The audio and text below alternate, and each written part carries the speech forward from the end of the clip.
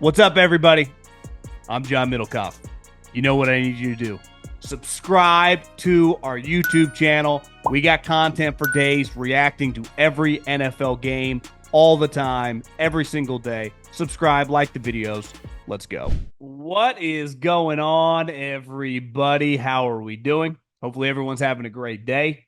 We had some breaking news earlier today with the Chicago Bears. Did a reaction video to just them initially firing Shane Waldron. So you can go check that out. We will dive deeper into just organizations and just some overall thoughts when it comes to making decisions. Also want to dive into the NFC East. Dak Prescott, season-ending surgery, hamstring ripped off the bone. The Cowboys, where do they go from here? The Giants, a lot of question marks with will they bench Daniel Jones to try to avoid making sure that they don't have to pay him almost $25 million if he gets injured. And then we will dive, as we do every Wednesday, little Middlekauff, Kauff on campus. There's a big discussion going on right now on the internet streets, and rightfully so if you're an Ohio State fan, about the pushback over big noon kickoff. They've had 6 straight games at noon. They don't get any night games like all the SEC games, and there's a lot of anger with Fox and Joel Klatt going on like a Twitter rant about it. And I just want to give my thoughts. A couple other things going on in college football as well. Props to Kalen DuBois.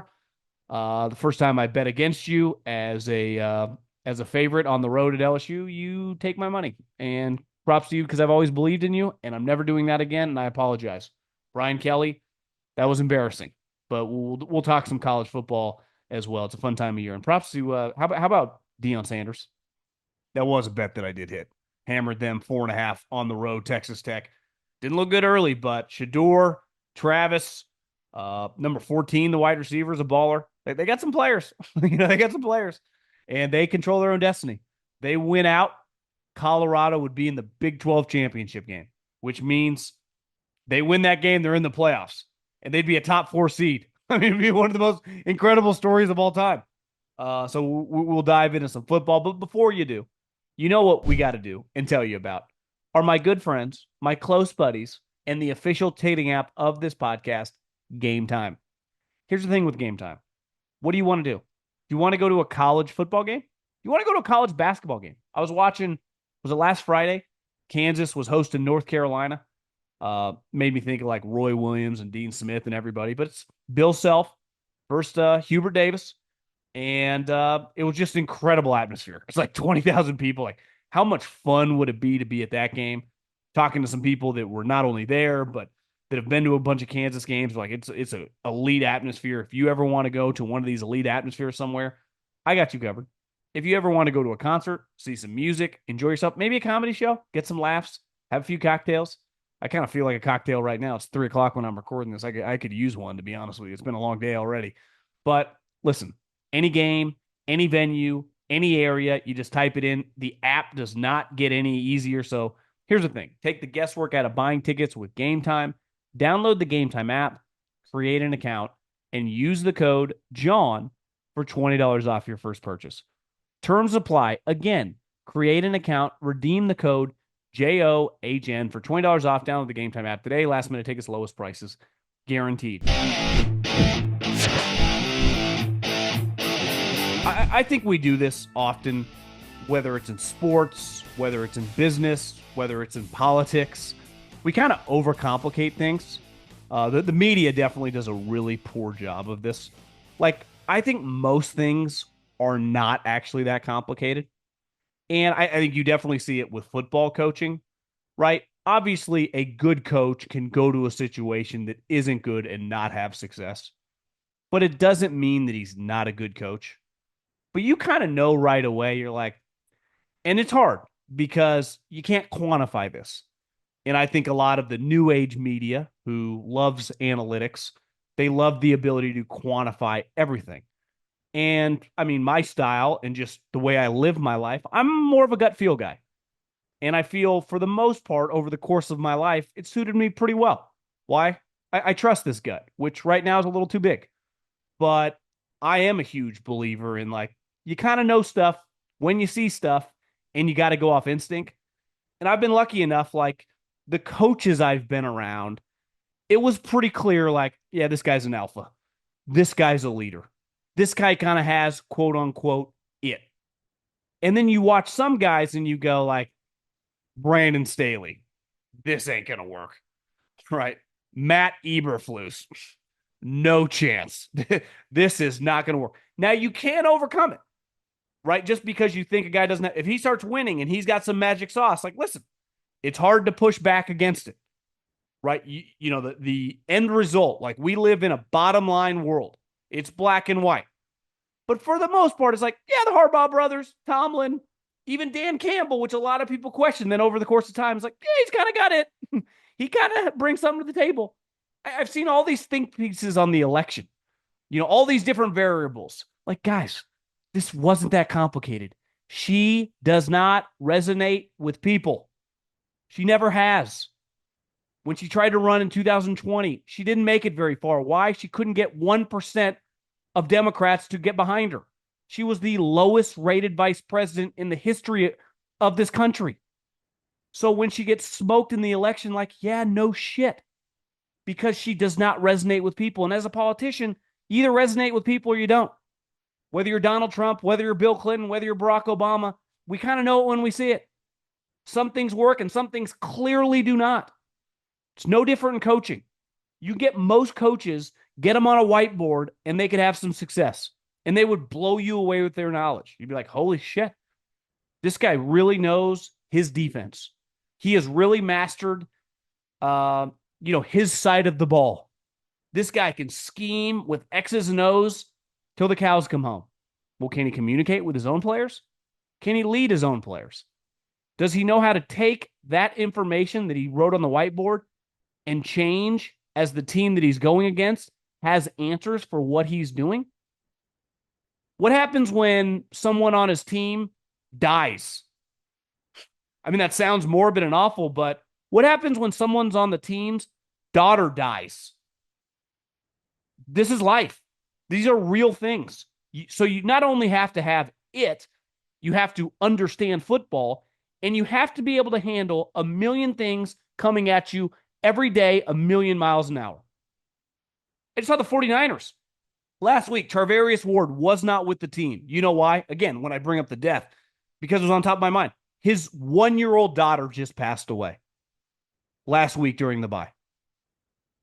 There's no like preparation in football school to teach young coaches how to deal with this. It doesn't exist. Certain people are more equipped to handle adversity, to handle craziness for whatever reason. It's no different. I was reading this article, and I think I mentioned this yesterday, talking about Chris Shula, the new defensive coordinator for the Los Angeles Rams. And Chris Shula's dad, who is Don Shula's son, spoke about how, because Sean McVay, they played college football together at the Miami of Ohio. They all used to come to their house. I think they had a sweet house in Florida during spring break and hang out. I don't know how many guys, 5, 8, 10. And one of his comments were like, obviously you didn't know Sean McVay was going to be an NFL head coach at 32 years old. But one thing was clear when he was 18, 19, 20 years old, hanging out with the rest of his teammates. He was the lead dog. He was, as we say in normal life, the alpha. And I think when you watch some of these coaches, they ain't alphas and they get overwhelmed. So regardless how much football they know, you put them in that spot like Nick Saban, Kirby Smart, Andy Reid, Mike Tomlin, the Harbaugh brothers, clearly Dan Campbell. They have ability to handle shit that most people don't. It's just a fact. Like, I talk about Kyle Shanahan a lot. You know who kind of the leader of the whole operation sometimes can be? John Lynch. So when I see the Chicago Bears completely unraveling, like, yeah, no shit. Matt Eberflus and Kevin Warren are in charge.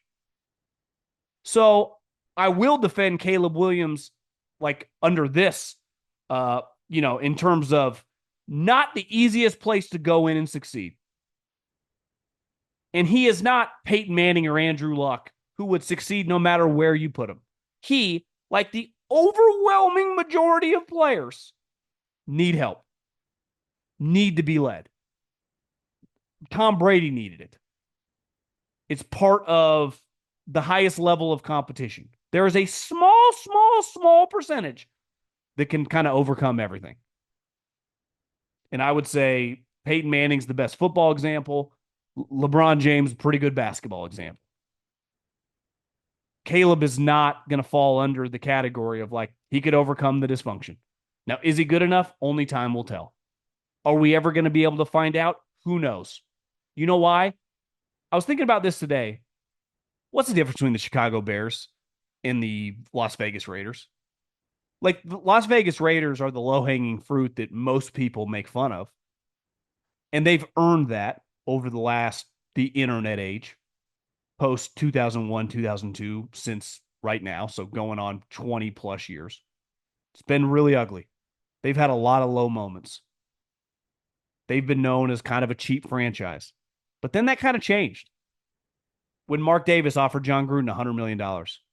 And then a couple years later went all in on Josh McDaniels. Now, they both backfired and fucked them. But, like, I gave him a lot of credit for trying. And I was always critical of Dean Spanos. Like, what's the point of having this multi-billion organization if you're always going to go cheap on the coach? How does that make any sense? Think how stupid that is. No other organization in any other industry would do that. It's like, wait, you have this thing that is this valuable, that makes this much money, and you have a position that you could argue the head coach is equally as important as the quarterback, because we've seen a lot of great quarterbacks not win shit with bad coaches, but we've seen great coaches win games with average quarterbacks. And you're going to pay this guy on league average on the lower half? Like, you deserve to lose. And we can still make fun of the Raiders because they lose and they do stupid shit, but at least their owner has tried several times, taking an enormous swing. And if I'm a Bears fan, and listen, it's over, it's water under the bridge, you're never getting this guy. But it was right there for it to happen. Jim Harbaugh was available. Now, I think two things are true. You would never have been comfortable giving Jim Harbaugh what ultimately Dean Spanos gave him. From what I've heard, it's like $16+ million a year. Jim Harbaugh makes a lot of money. And number two, Jim Harbaugh was never going to answer to Kevin Warren. Jim Harbaugh hates Kevin Warren, and rightfully so. But when it came to football, he was not going to work hand in hand with Kevin Warren about building his football team. So you would have had to fire Kevin Warren, which I think it's clear the Bears are not only not going to do, but unless something dramatically changes over the next 2 months, he's going to have even more power when Eberflus gets fired. But look what happened. The Bears fired Luke Getsy. He goes to the Raiders. He doesn't even make it to Thanksgiving. You hire Shane Waldron, who doesn't make it to Thanksgiving. You guys are basically the same organization. Some would argue the Bears have more talent. Some would argue the Raiders, before they traded Devontae, had the same amount of talent, just no quarterback. But it's all about ownership. Like, that's what I'm saying when we overcomplicate it. When your owners really suck and they have no clue what they're doing, this is what happens. Even when you try and your heart's in the right place and you open up your checkbooks. So I think there's a clear line of delineation. Like, the same owners keep winning. The same teams in the NFL keep winning. And the same teams keep losing.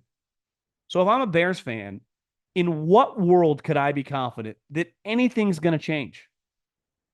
Because who are we? We're not going to sniff around Belichick. Or you think Mike Vrabel is going to have to sit down with Kevin Warren and tell him who's going to be up and down on game day, or what player he wants to cut or trade for? No chance. But that's the dynamic that they built, that the coach and the GM answer to him. And now you have this GM. I mean, there are a lot of, rumors out there that he was the guy that didn't want to fire Eberflus. And it's a tough position to be in, especially if you like someone personally. It's anyone who's ever been in the position, whether you own a deli or whether you run a major company, having to fire people that you really like and respect Because I think it's easy to fire people that you don't like and don't respect. It's harder to fire people that you like, but don't think they're any good at their job. But when you think like, I think this guy could be good at his job. I know we don't have the results, but I also really like the human. I live like I understand where you would come from having a emotion and empathy in your heart of like, let's just see if this can work. I do get it. But when you're hired to take that job, like I'm sorry, like you got to be a little cutthroat. There is a balance to this all. And now you have this situation of your team resents the quarterback. I don't think these stories flying around that people went to either the head coach or the GM, like, let's play Tyson, is just made up and pulled out of someone's ass. Your best wide receiver, who signed, I think, a historic deal this during Hard Knocks, so during training camp, a contract extension, who has been an excellent player in the NFL. I think it's fair to put the pieces of the puzzle together to go, yeah, he's not a big Caleb Williams guy. And I would say if you were in his shoes and you were arguing like, well, argue against me. How are you going to win? It would be difficult. You'll just blame the scheme, but it's like, hey, what about when plays are there? He doesn't throw the ball anywhere. It's a disaster. So you have this perfect combination, but it all gets back. So we can nitpick all the bullshit. This is what happens during politics. Let's just go to the root of the problem. The ownership is terrible. It is awful. And I don't follow it as closely as diehard Bears fans or people in the AFC North. Clearly, they're not inclined to sell the team. So as long as they're there, nothing's going to change. And the Packers are going nowhere, obviously, because they never do. They're the Pittsburgh Steelers of the NFC. Minnesota, for most of my life, have been a pretty well-run team. They've just had good football teams. I know they've never won a Super Bowl, but pretty good teams. The Detroit Lions, who have been a joke, like, clearly they got a real coach. We'll see, and I talked about this, I think, on the reaction video when the news broke. There's going to be pressure if Ben Johnson and Aaron Glenn both leave and become head coaches. I wouldn't just chalk the Lions up next year, another 13, 14 wins. It's going to test Dan Campbell. But, look at their roster. A lot of people would love to be there. They're going to be okay. They're going to be very competitive. And I think he's kind of proven now that, yeah, he kind of knows what he's doing. He's a pretty high-level guy. Compare just Dan Campbell to Eberflus. Think of a job. What job, besides getting styled up to go out to a party, would you pick Eberflus over Dan Campbell? Nothing that involves leadership. Nothing that involves anything that would, adversity, toughness. I'm not even talking physical. I'm just talking, hey, this could get hairy. Who do you want to be in the boat with? We're all choosing Dan Campbell. And you'd argue that goes back now 2 or 3 years before they started winning at this level. Something about Eberflus, just off. Seems like a nice guy, but to lead my football team? Part of football, why these guys say, we're going into battle on Sunday. You know why? Because it is a physical and mental battle. And Eberflus can't win a Sunday road game. He's never won a Sunday road game. Think how impossible that is. Honestly, I don't even think it's statistically possible. Even if you win 2 or 3 games a year, you've never won one road game on a Sunday? Never won? And the answer is no, never won. But I see it, and I'm closer with this because, I just know Raider fans, and I live out on the West Coast. That the same shit's going to happen. Okay, maybe they'll fire Antonio Pierce after the end of the year. Do I have any faith that they'll figure it out? Of course not. And I think a lot like the Bears, once you get into a division and you start getting lapped in terms of the people running the show, it's how are you chasing down? What would it take to chase down Sean Payton, Andy Reid, and Jim Harbaugh? In what, you're going to hire Bill Belichick? That would be the only opportunity that you'd have a chance to compete. And he's not taking that job. Honestly, you should probably just hire Deion Sanders. If you end up getting the number 1 overall pick, take Shador, hire Deion Sanders. At least you'd be interesting, because right now you're the worst of both worlds. Part of what makes the Bears interesting is Caleb Williams. If Caleb did not exist and they just had Justin Fields, they would not be as interesting. So, the problem, though, is if he does not get better, within a couple years, it's no longer interesting. It just becomes the Jags. Right? The Jags are just irrelevant. Now, the Bears have a much bigger fan base. I'm not acting like they're on equal footing in terms of importance to the league because of the city, the size of their fan base, but league's been just fine a lot of years when the Bears have sucked. And I don't know what would change. So I fire Shane Waldron for Thomas Brown, who they'll all be fired here at the end of the year. Their strength of schedule the rest of the season is by far the hardest in the league. They're a huge underdog at home against the Packers. We don't even know if Jordan Love's playing. It's could get a lot uglier. And to me, if you were going to do anything today, you fire the head coach. Just fire well, who's going to be the interim? Who gives a shit? That way you can start looking around. You can start being serious. Every day you keep Eberflus around, you are less serious. The NFL season is rolling along and contenders are starting to separate from the pack. But one thing has not changed, and that's DraftKings Sportsbook, an official sports betting partner of the NFL. And it's the number one place to do what I love to do, bet some touchdowns. Whether it's a fade, whether it's a Hail Mary, whether it's a sweep where 3 tackles are broken and a dude goes 60 yards, we do not care because we love to bet touchdowns, and DraftKings is the place to do it. Ready to place your first bet? Try betting something as simple as scoring a touchdown. Go to DraftKings Sportsbook app and make your first pick. And here's a reason for new customers to do a touchdown dance of their own. Bet $5 to get $200 in bonus bets instantly. Score big with DraftKings Sportsbook, the number one place to bet touchdowns. Download the DraftKings Sportsbook app. Use the code JOHN, J-O-H-N. That's code JOHN for new customers to get $200 in bonus bets when you bet just $5. Only on DraftKings. The crown is yours. Speaking about less serious, I watched, Damian Woody went after Micah, and then I saw the clip of Micah going back after Damian Woody. And one thing I think that Micah has a hard time with, because Damian said essentially, why are you talking when you've been injured? And then Micah Parsons is like, you act like I want to be injured. That's not what he was saying. His point was simply, you come out, basically, essentially, it sounded like you were calling him lazy and you had not been playing recently. But regardless of the back and forth, the Cowboys have just become, a pretty big joke pretty fast.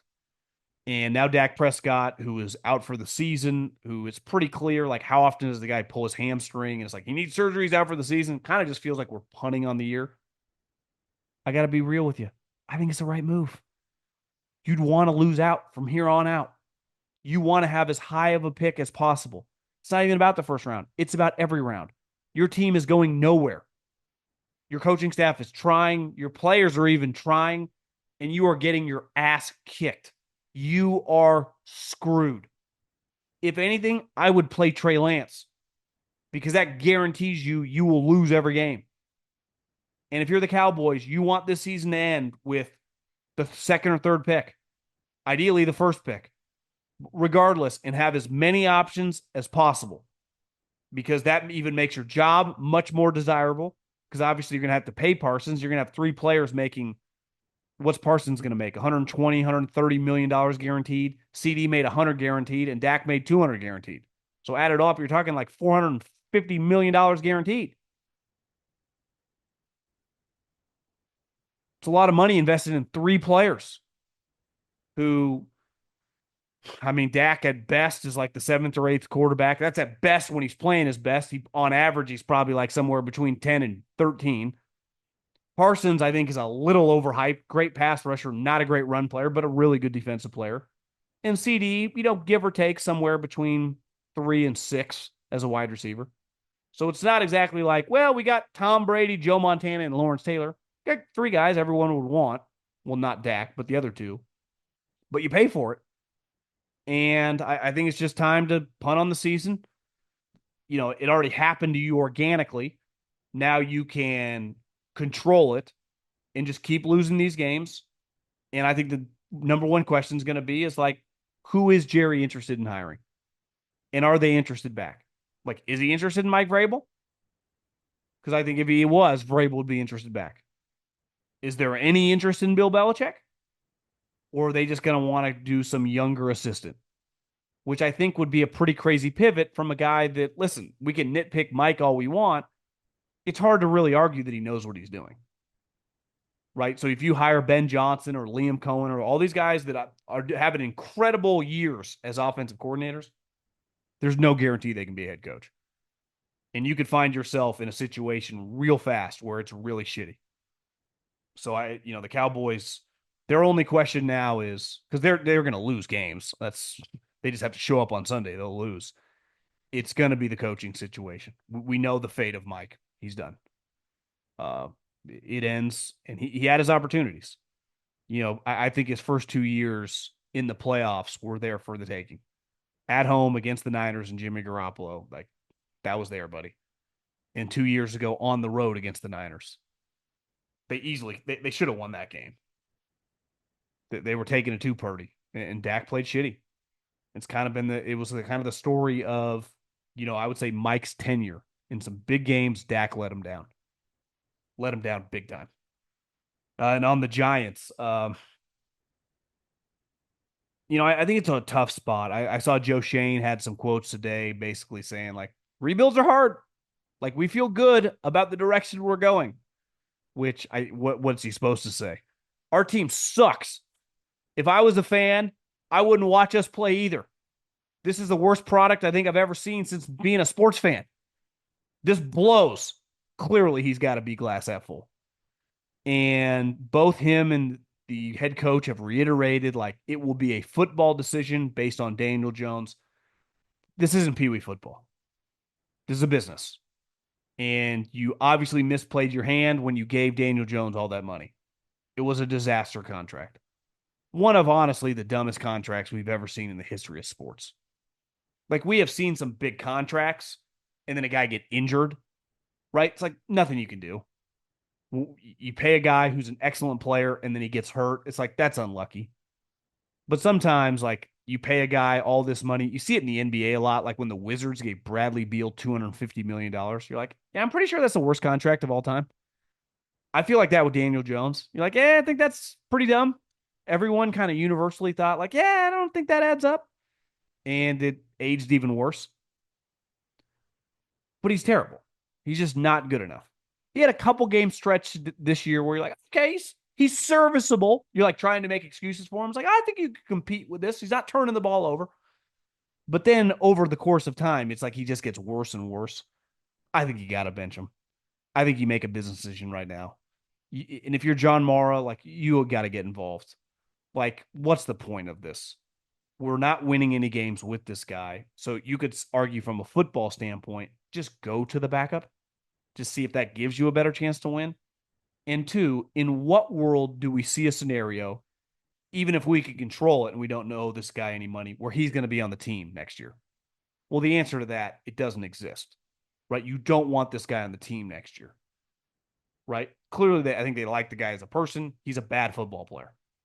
And relative to his position that are starters in the NFL, you could argue he's one of the worst. So why wouldn't you control what you can control and just bench him? That's what they should do. All right, boys. If you're looking to level up your wardrobe, we all are. I've got some killer pieces from Travis Mathew that'll have you covered for any occasion. And right now, you can get 20% off your first order at travismathew.com. Let's dive in. First up, the home game polo from the Reggie Bush collection by Travis Mathew. Yeah, that Reggie Bush. USC, the NFL. This polo's got a little contrast collar, sleeve piping, look at these guns, and a scooped hemline, giving you the modern elevated vibe.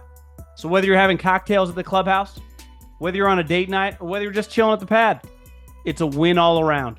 Next, check out my personal favorite, the side slip hoodie, also from the Reggie Bush collection. It's got an external kangaroo pocket, scooper hemline, and comes in multiple colors. I'm rocking the black one. Don't sleep on Reggie because he picked these designs for their performance and style. And I can feel it. How about this?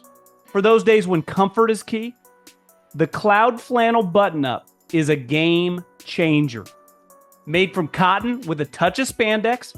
It's the holidays. We might be eating a little much. We need to be able to stretch it out, and this thing does. But it's the most comfortable flannel that I've ever worn.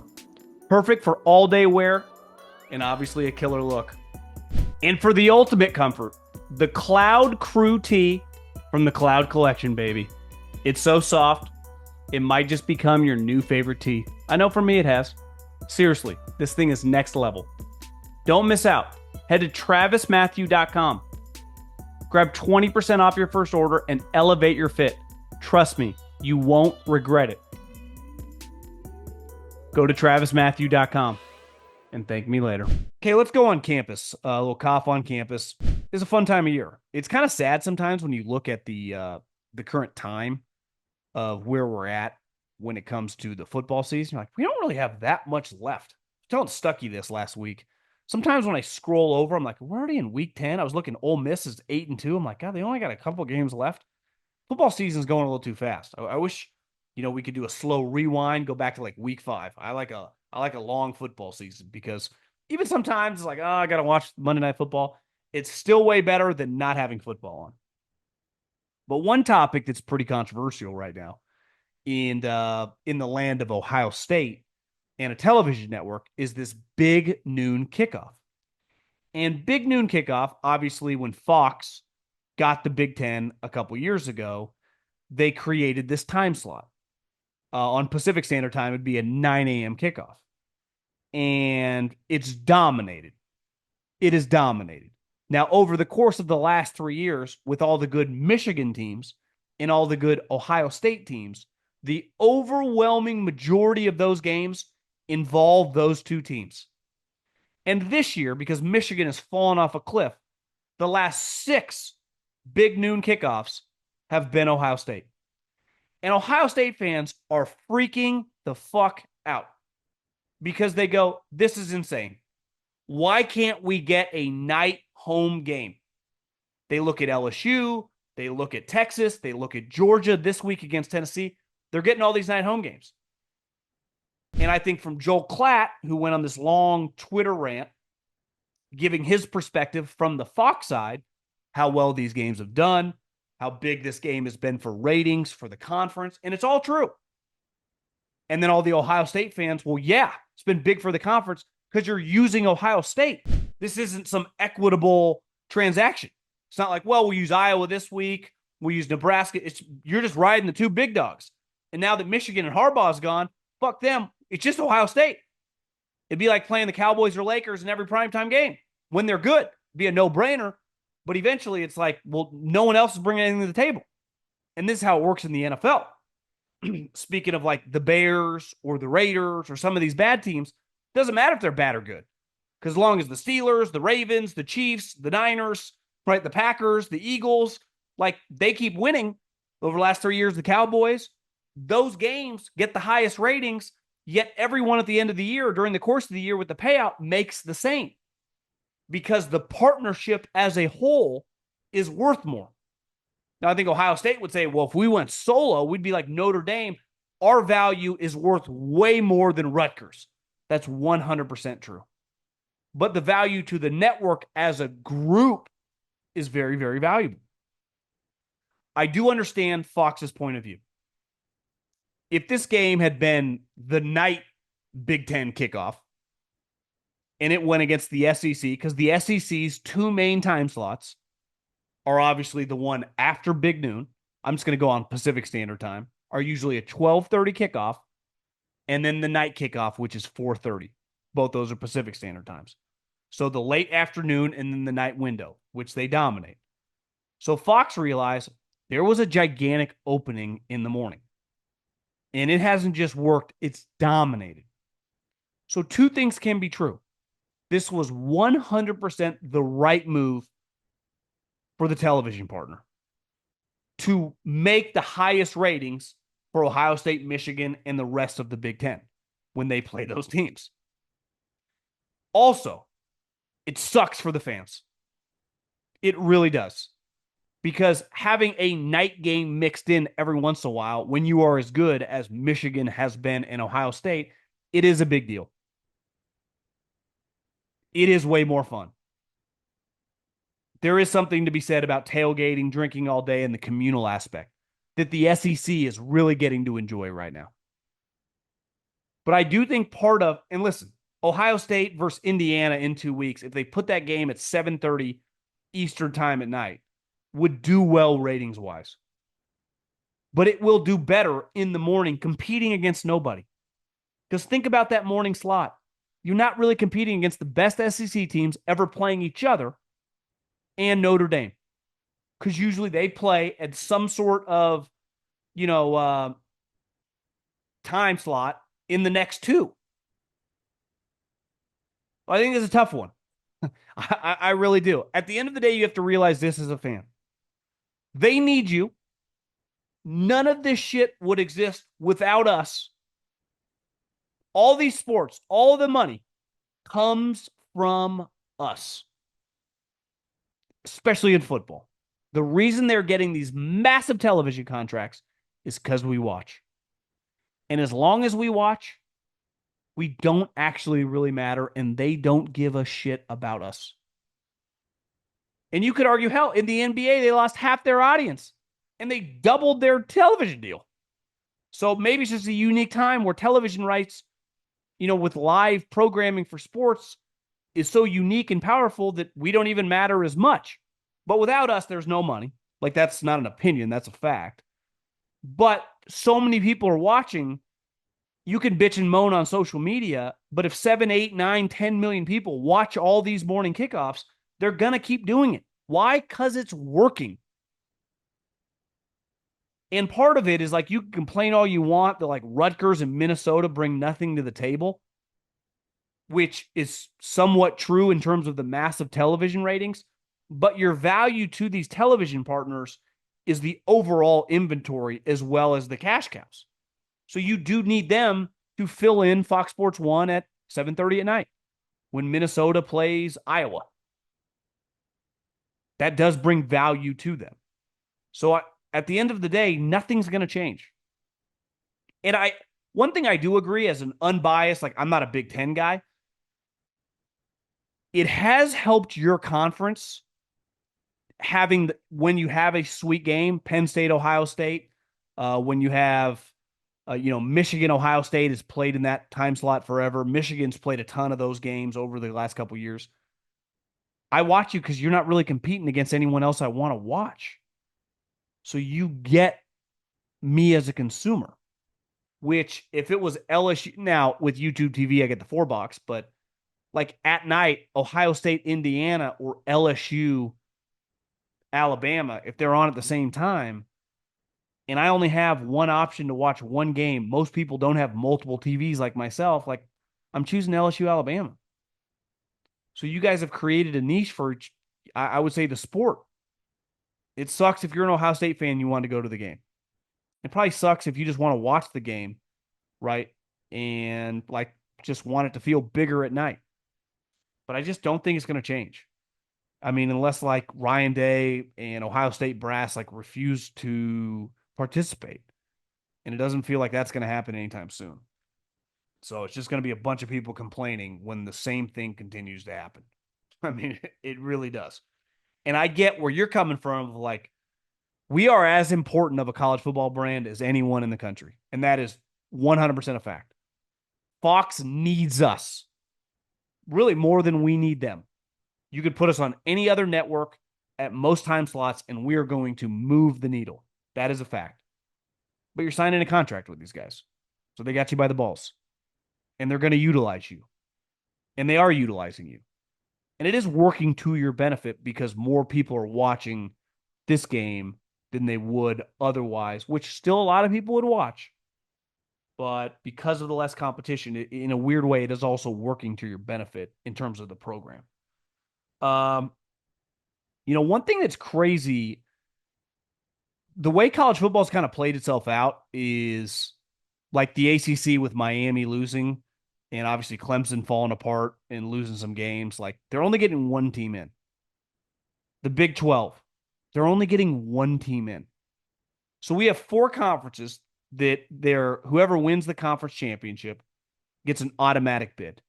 But when we look at the SEC and we look at the Big Ten, I think the over under on that the amount of teams of those two conferences is like 7.5. If I was a betting man right now, I'd say 8 teams between the SEC and the Big Ten, probably 4-4 get in.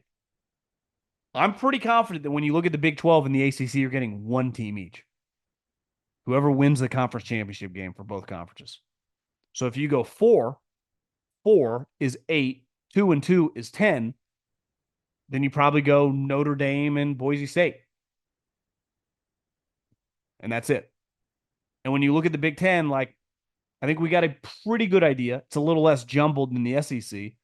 It's Ohio State. It's Oregon. It's Penn State. And I think unless Indiana loses like 100-0, like Indiana's in. The SEC gets a lot more weird because you're going to have a ton of 2-loss teams, and there are going to be some 2-loss teams that don't make it to the SEC championship game. And what if a 2-loss team makes it to the SEC championship game, like Georgia, or if Tennessee were to lose this weekend and they have 2 losses, I'm just using an example, or Ole Miss or whoever, and they lose that SEC championship game. So now they have 3 losses, but they go, hey, we just weren't in this game, especially if it's a close game. We played an extra game. So that team with 2 losses didn't even make it. The SEC could get complicated. But I do feel pretty confident that you're going to get 4 teams from each conference. And the Big 12's kind of falling apart because BYU pulled one of the craziest games out of their ass. The Utah AD was like ready to get fired. He was so mad. Iowa State's falling apart. Colorado now controls their own destiny. I think the networks, that's who they want. They want Colorado to win out and then win the Big 12 championship. So do I. That's who I'm rooting for. But I also think what's cool about college football is while individual games, like ultimately USC playing LSU, whoever lost that game, their season was very much alive, right? But it was clear going into that Bama LSU game that someone was playing for their playoff lives. And I believed in Brian Kelly. I'm just like, you know what? Alabama doesn't look that good. LSU obviously is coming off a bad half against Texas A&M, but the game's at home. Their offense should be really, really good. Their defense has played a lot better.